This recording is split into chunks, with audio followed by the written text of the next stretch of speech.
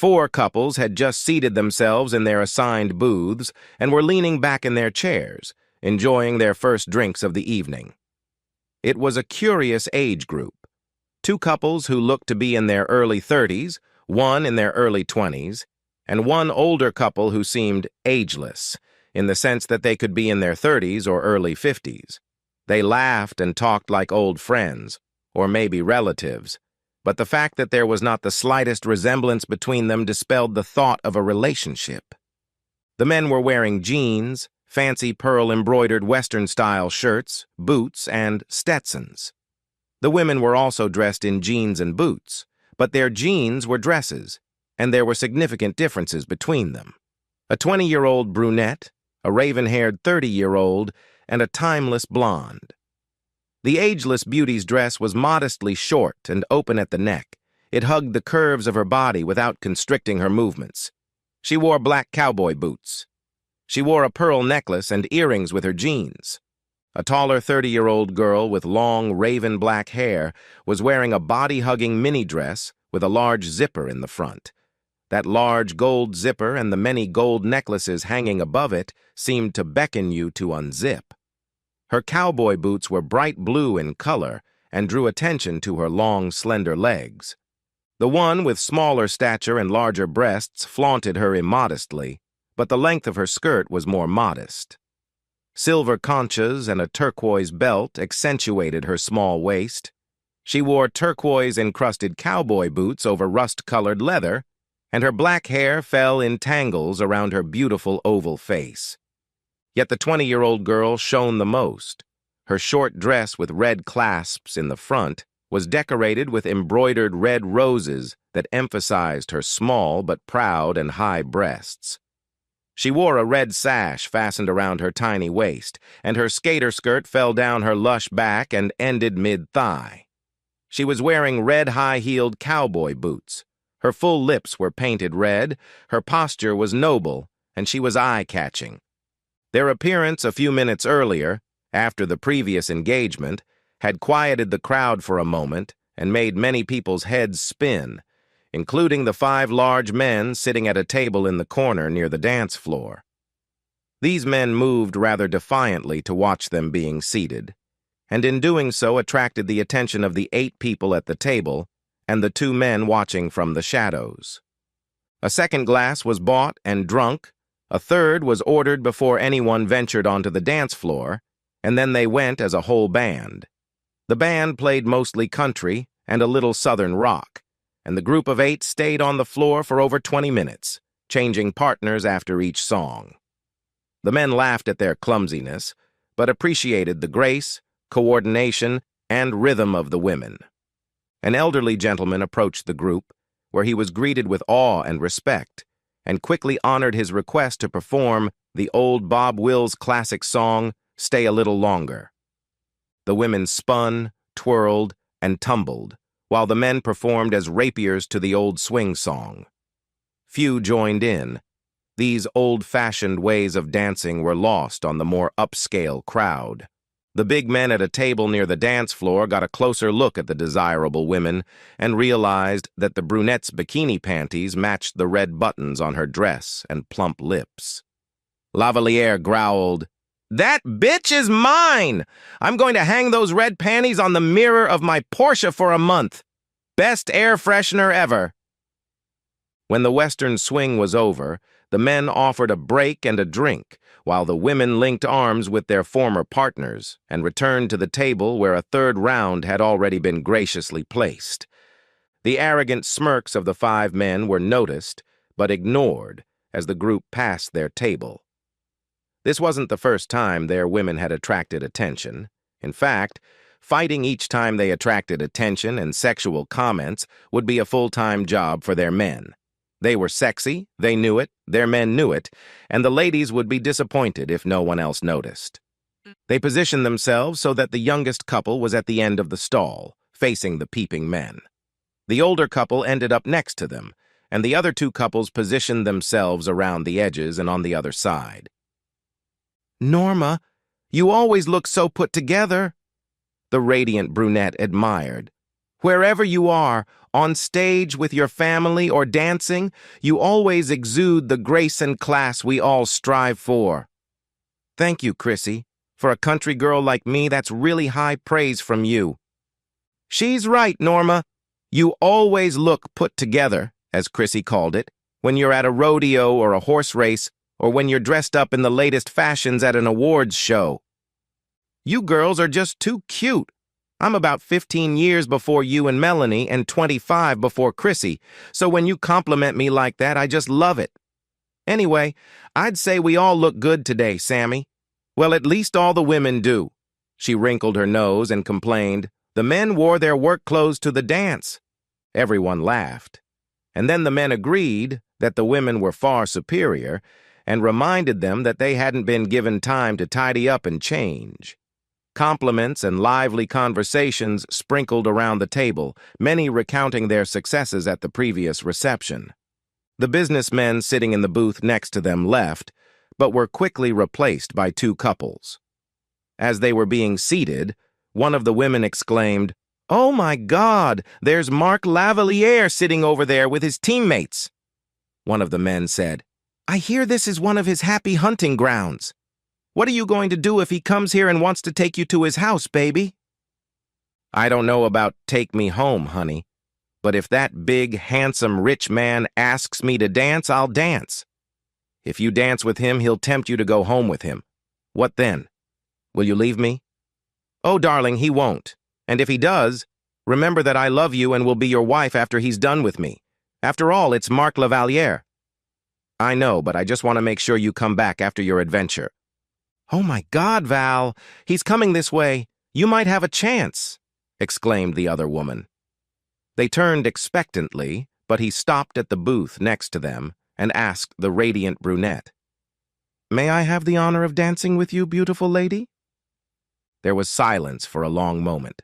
Everyone looked at him, and her male companion asked, frowning, "Where you from, man? It sure ain't Texas." The big guy looked annoyed by the question, but replied, "I live here in Houston. Why?" "You may live in Houston, but you're not a Texan. If you were a Texan, you would have asked me, her husband, if you could dance with Chrissy, instead of coming over here like you had a right to do so and asking her directly." Chrissy let go of her husband's hand and whispered, "It's okay. I'll dance once, and we can avoid the confrontation I know you're going to start. We won't have to call an ambulance and spend nights in jail." He shook his head, said, "Negative," and turned his attention back to the intruder. "You obviously think you're something special. Who are you?" "I'm Mark Lavalier, quarterback of the local soccer team. And who are you?" he replied belligerently. "My name is Lane," he replied, and then turned to the men sitting across from him. "Is there any other professional team in Texas besides the Cowboys? My father once mentioned a team called the Oilers that existed years ago. He said, the idiot owner moved the Oilers to Tennessee. But that was it. Oh yeah, they have a team here, and he plays on it at the edge defenseman position. Well, sometimes. You may remember me mentioning him during a fantasy soccer game." "Oh shit, is that him, Charlie? I remember that." "Of course you do. That's the guy you drafted who kept missing games because of a sore pinky toe and an ingrown toenail and stuff like that, right? I remember you berating him all season long." "Are you calling me a wuss?" the big guy asked threateningly. "Well, let's see. How many games did you miss with your pinky? How many with your thumb? And how many did you actually play? If I remember correctly, you missed more than you played, which is probably the definition of wimpy." Lavalier blushed and took a step toward Lane, but then Charlie came up from the booth behind him and warned, "You better think before you act, asshole. Lane is not a man to be trifled with, and we've got his back." Lavalier turned to Charlie and saw a much larger man than himself looking at him. Unaccustomed to this, he took a step to the side and looked at his buddies sitting at the table. They stood up, walked over quickly, and stood behind his back. "Honey, weren't those blinds you showed me for our new house Lavalier or something like that? I remember you showing them to me and I said they looked cheap." Shifting his attention, he asked, Do you make cheap blinds too? Feeling more confident thanks to his buddies, Lavaliere replied, I'm a millionaire professional soccer star, you jerk. I make more money in a season than you do in a decade. You may be right, Mr. Football Star, because it seems like you get paid whether you work or sit on the sidelines with a Band-Aid on your pinky. We are working people. We have to show up on the field every week and beat our opponents to get paid. You can stand on the sidelines in street clothes because you have an ingrown toenail and you'll still get paid. My finger was broken, smartass, and I had an ingrown toenail, replied Lavaliere, defending himself. Bud, how many rodeos did you miss last year when you broke your finger on your hand? Well, let me count it. Let's see. Exactly 0. Riders do their jobs with broken arms and hands, not to mention fingers. A rider who skips a rodeo because of a broken finger would be laughed off the track. How about you, Charlie? Did you stop riding bulls when a bull broke your toe? Are you kidding, Lane? If I don't work, my kids won't be fed and my wife won't go shopping. How about you, Lane? Did you give up calf roping and horseback riding when you hurt your knee? It looks like you put on a big bandage and didn't take it off until the 4th of July. Then you had surgery and a few months later you were back on the horse to compete in the finals in Las Vegas. That's exactly what I did, Charlie. You know, just like today, when we entertained the crowd again at the biggest rodeo in the world. By the way, Lavaliere, did you know that a rodeo has a lot more fans in the stands than a professional soccer game? And it's the most dangerous, more injuries and more deaths than any other sport? Anyway, sure, my knee hurts, but I don't stand on the sidelines when people pay a lot of money to watch me ride and rodeo. I go to perform. I'm doing my job. It's part of being a man. Whores, on the other hand, use any excuse to sit and watch. But they're first in line for a paycheck. Well, honey, Chrissy interjected, to be honest, of the few people who paid for a ticket, a lot of people came to see the singer and his band, not just you, Charlie, and Bud. He's a pretty big man, you know. There you go again, dearie, putting me on the spot. When everyone had finished laughing, Lane asked, What do you say, Jorge? Who's the lion a liar around here, stud soccer player or just another lazy dumbass? Asked Lane to the older man. All I can say is that in my line of work, a broken pinky doesn't get you a paid spot on the bench. Maybe thumb, index, and middle fingers. But pinky? Come on!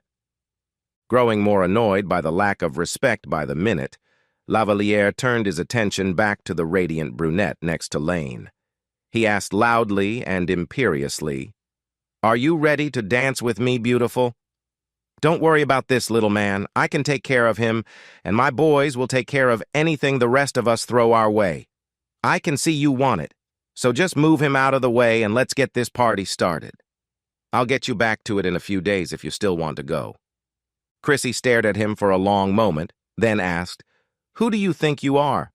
Why do I have to dance with some obnoxious asshole who hits on married women because he can't get his own? I mean, he's a world champion all-around rider, and it's not just his rodeo awards. Chrissy leaned over and grabbed Lane by the household to clear the air and replied, So no, you obnoxious asshole, I'm not dancing with you, and I sure as hell am not going home with you. Fine, bitch, you don't know what you're missing, but go home with your little man. Ow! Without getting up, Lane grabbed Lavaliere's left pinky toe, bent it back until it crunched and stomped the heel of his boot on the foot that was encased in his expensive soft leather shoes. As Lavaliere jumped around whimpering and crying, his seconds came to the fore. No sooner had the cowboys left the stall than 2 men in dark suits appeared at the table, shoving their hands into their jackets. One of them waved the index finger of his left hand in front of the 4 soccer players and ordered, You boys are threatening some very important people here. You need to get your sleuth friend and go back to your table. No, your time here is up. Get the hell out. Sorry, ladies. I'm afraid they're a bit dumb, so I had to speak their language. Briefly assessing the situation, the 2 of them grabbed Lavaliere's arm to support him, and once more looked hatefully at the table of men and women laughing at them before heading for the door. Come on, Jorge, give them your best line. In a surprisingly shrill voice, the elderly gentleman ordered, Come on, get your ass out of here. You heard me. Get your asses out of here.